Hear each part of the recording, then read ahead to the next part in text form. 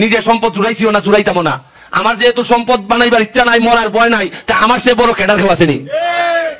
আমার আরে মরার ভয় তো দেখায় তারে যে বাঁচতে চায়, আর আমি তো মরার লেগে প্রস্তুত আছি, লেগে বাঁচা আমার নসিব আছে। যে বুটুর দিয়ে আমারে করছই ই ঋণ হই কেমনে পরিশোধ করবো, তুই তার ভাই না।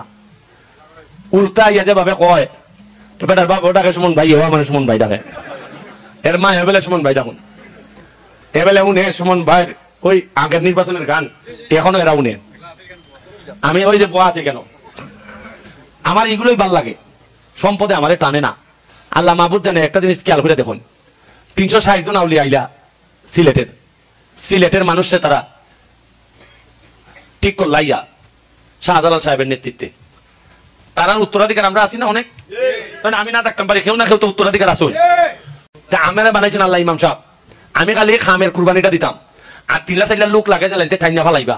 আর তবে ইমাম সাহেবের মধ্যে আমি আবার সাংঘাতিক বালা ইমাম সাহেব, দাঁড়াও বিরাট দাঁড়, আমাদের দেখলো ওই গরু আধা উল্টি জায়গা বলে করে বাবা আর খামনাই চাপাচাপি করার নেই গোলাটা নিক গিয়া, কারণ আমার কর্মবালা যে, কারণ আমি গিয়া যে গরুর সামনে গিয়া যে কই খামড়াইলি মুড়ে আমার খামনা দিলে রে।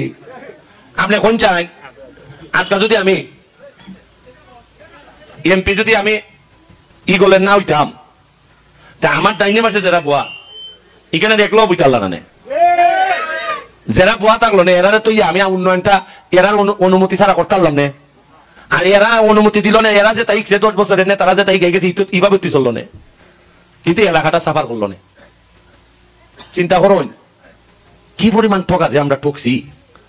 আমি তো দেখি আর কদিন পরে আমার প্রস্তাব ফোন লাগতো না, সাধারণ মানুষ যখন বুঝবো যে এত দিকে আমরা গান করে লিছেন রে মাইরিয়া লুটফাট করিয়া পুরা গান করে লিছেন, এটা যখন আপনার সামনে আইব, আপনি যখন নামাজও বইয়া বুঝবা যে এই মসজিদের টেকা মাইরে দিসলা, আমরা যখন মাদ্রাসাত গিয়া দেখবা এই মাদ্রাসার বরাদ্দ মাইরে দিসলা, আপনি যখন রাস্তাত গিয়া দেখবা এলজিডির খামের মধ্যে মাইরে দিসলা, আপনি যখন ফিআইআর খামের মধ্যে গিয়া দেখবা ফিআইআর মাইরে দিছুন, টিআর এর মধ্যে মাইরে দিছুন, কাবিকা মাইরে দিছুন, কাবিটা মাইরে দিছুন, তখন আপনারা যখন আমার আমলে আইছে যখন ভাগ্য ভাঙ্গা দেখবা তখন তার ভাইবা যে কি পরিমাণ লুটপাট আমরা রুফিতে হইছে।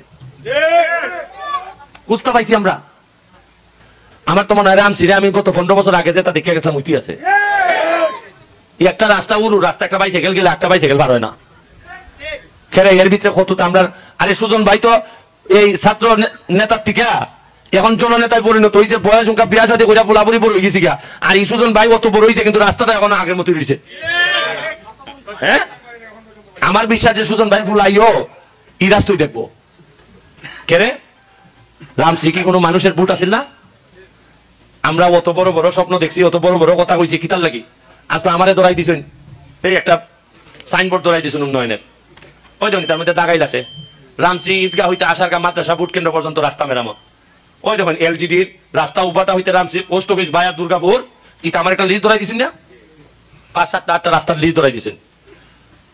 ওকে আমি কি লিস্ট মনে করেন আমি পারবো না, এই লিস্টের একটা খাম আছে, এমপি কি এটা লিস্ট লইয়া গিয়ে দৌড় লেখা হইব না, এটা হইল কুরবানি তো দেখুন 3-4 মিলিয়া গরুরে 2টা বান্ধা ফালাই নিছে, আর ইমাম সাহেব ফিসিটা এমনি বাইন্ধ একটা দা লইয়া এমনি দেন দিলে তাই না খাম কোনো ঠিলে ফালানি না, খালি কুরবানিটা দেওয়ান আমরা বানাইছেন আল্লাহ ইমাম সাহেব। আমি খালি খামের কুরবানিটা দিতাম, আর 3-4 লোক লাগে জ্বালেন ঠাইনা ফালাইবা।